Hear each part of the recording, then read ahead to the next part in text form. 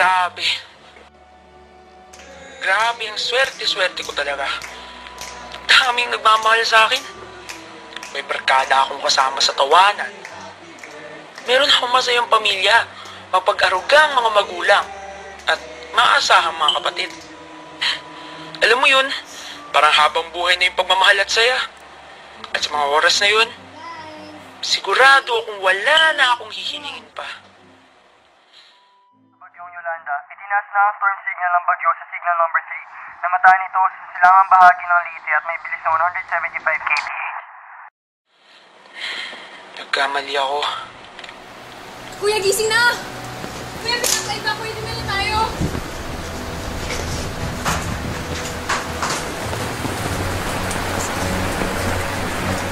Bilis, bilis! Takbo! Takbo!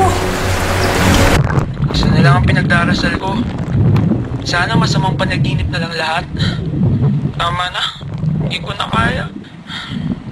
Ayokong makita ang mundo nang wala sila.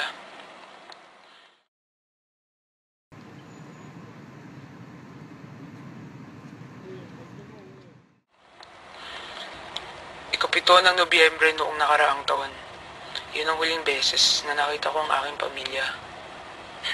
Sabi na nagligtas sa akin, halos wala na raw akong buhay nung nakita niya ako eh. Kinupkup nila ako, dinamitan, pinakain.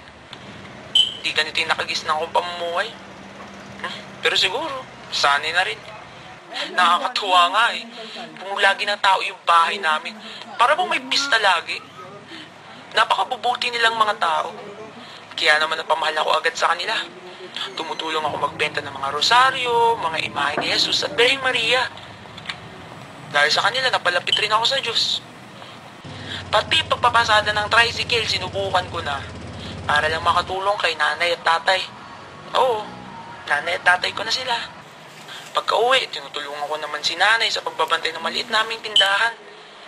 Hindi nila pinaramdam na iba ako sa kanila. Yun siguro yung dahilan kung ba't ngayon kaya ko na ulit maging masaya. Akala ko upang makabangon, kailangan ko kalimutan lahat ng masasakit na nangyari.